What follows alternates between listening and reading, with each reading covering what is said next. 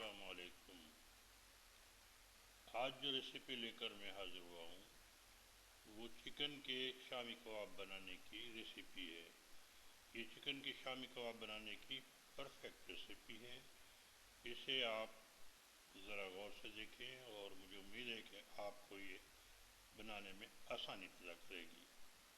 لہسن، ادرک، دھنیا، مرچیں، ہری مرچیں اور پیاز، اس سب کو میں نے گرائنڈر میں پیس لیا ہے، جگ میں پیس لیا ہے، اور ڈال لیں گے 1 پاؤ چنے کی۔ یہ میں نے بھگو کے رکھی ہوئی ہے، اسے آپ 2 گھنٹے 1 گھنٹے جتنا بھی آپ بھگونا چاہیں۔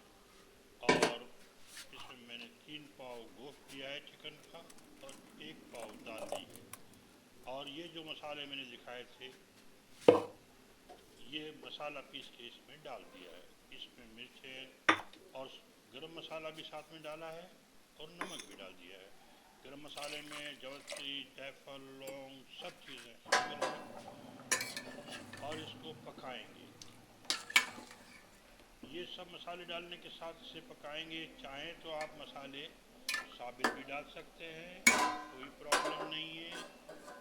چاہتے ہیں کہ پھر بھی اسے پانی میں ہی پکنا ہے، اور دال کو اور چکن دونوں کو ٹھیک سے گلا لیں گے اور پانی اس کا خشک کر لیں گے۔ اور میں نے یہ دال گل گئی ہے اور چکن بھی ذرا زیادہ گل رہی ہے، تو میں نے کچھ دال اور چکن نکال لی ہے تاکہ اور زیادہ مزید بھی کرنگا نہ ہو جائے۔ اور اس کو اس طرح میں نے نکال لیا ہے اور پانی کو خشک کر لیا۔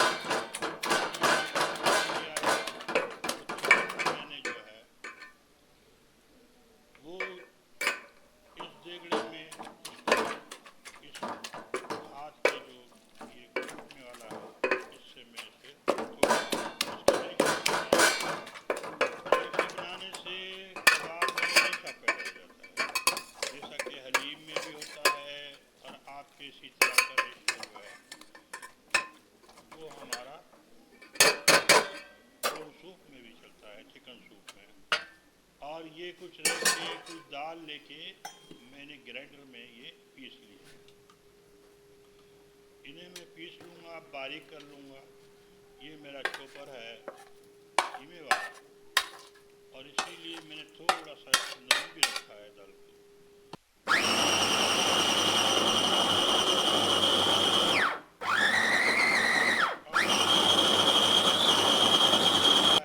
اور اسے ہم نکال کے رکھ لیں گے۔ لیکن میں نے یہ چوپر کو بچانے کے لیے، ایسا نہ ہو کہ مشین میری خراب ہو جائے، تو میں نے یہ 2 بار اسے بنایا ہے۔ اور 1 پاؤ دال اور 3 پاؤ چکن میں نے بون لیس لی تھی، اور اس میں نے ہرا دھنیا شامل کر دیا ہے کیونکہ پیاز وغیرہ میں پہلے ہی شامل کر چکا ہوں۔ اور تھوڑا سا میں نے یہ ریشہ بچا لیا تھا اس کا، باقی میں نے اس میں ڈال دیا۔ اور اس ریشے کو یعنی کہ چکن جو میں نے کوٹ کر بنائی ہے، اور اس میں ایک انڈا شامل کر دیں گے۔ یہ بہت ہی آسان طریقہ ہے۔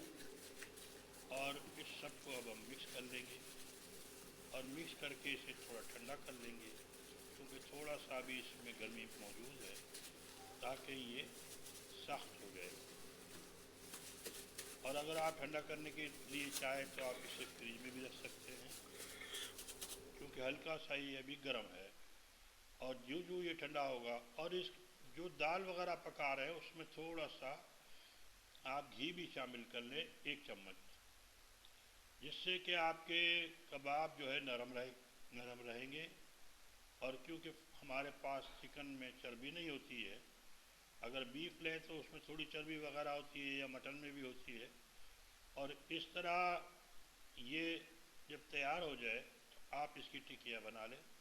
ٹکیاں بنانا بھی بہت آسان ہے، چاہے ہاتھوں میں آپ تیل لگا لیں یا ہاتھوں کو ویسے، میں نے تو ہاتھوں میں دستانے پہنے ہوئے ہیں پلاسٹک کے، اور اسے گول گول ایسے بنا لیں گے اور ساری ٹکیاں بنا لیں گے۔ اور ٹکیاں بنانے کے بعد اسے آپ چاہے تو، کیونکہ میں نے اس کو بغیر انڈے کے فرائی کروں گا، آپ چاہے تو اسے تیل میں فرائی بھی کر سکتے ہیں، اور چاہے تو آپ اسے सेक भी सकते हैं, दोनों तरीके से, जैसे डीप फ्राई भी हो सकता है ये। और सारे मैंने ये कबाब तैयार कर लिए हैं। और सारे कबाब तैयार करने के बाद इसमें वो रेशे भी मैंने जो चिकन के बचा लिए थे वो भी डाल दिए हैं और इसे मैं फ्राई करने डालूँगा। थोड़ा सा तेल लिया है, गरम भी कर लिया है।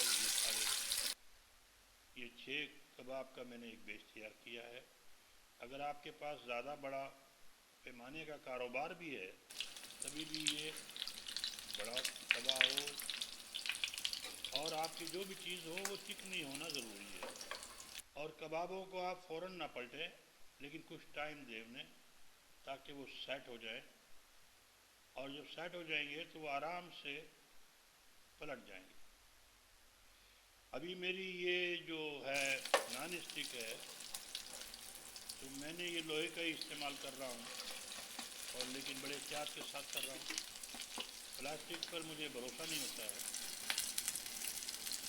और ये मेरे बहुत ही शानदार कबाब सीख गए हैं और दोनों बेच इसी तरह बना लूँगा, एक तरफ से एक बार, दूसरी तरफ से दूसरी बार, दोनों साइड से इन्हें सेक लें। बार बार इन्हें अगर पलटेंगे तो ये टाइट नहीं बनेंगे और बिखरने के चांस भी होते हैं। लेकिन ये बहुत ही बेहतरीन बने हैं, दोनों बेच मेरे शानदार बने हैं और सबको बनाकर मैंने निकाल लिया है। और ये थोड़ा सा हमारा लाइट का डार्क है, लाइट का प्रॉब्लम है। और ये कबाब बहुत शानदार बने। इसी के साथ मैं इजाज़त चाहता हूँ।